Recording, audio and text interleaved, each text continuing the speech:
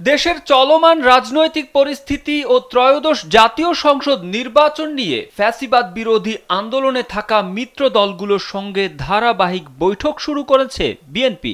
শনিবার ১২ দলীয় জোট, জাতীয়তাবাদী সমমনা জোট ও বাংলাদেশ লেবার পার্টির সঙ্গে পৃথকভাবে রাজধানীর গুলশানে দলীয় চেয়ারপারসনের কার্যালয়ে এই বৈঠক করে বিএনপির লিয়াজো কমিটি। এতে দেশের বর্তমান পরিস্থিতির পর্যালোচনা করে দ্রুত নির্বাচনের পক্ষে মত দেন দলগুলোর শীর্ষ নেতারা। এজন্য অন্তর্বর্তী সরকারের সঙ্গে সার্বিক সহযোগিতার ভিত্তিতে সুষ্ঠু ও গ্রহণযোগ্য নির্বাচনের জন্য যা যা করা দরকার তারা তা করবে বলেও মত দেন নেতারা। বৈঠক সূত্রে জানা যায়, আগামী জাতীয় নির্বাচনের সময়সীমা প্রসঙ্গে জোট নেতাদের কাছে মতামত জানতে চায় বিএনপি। স্যান্ডেলিনা সো, রূপচর্চায় আভিজাত্য।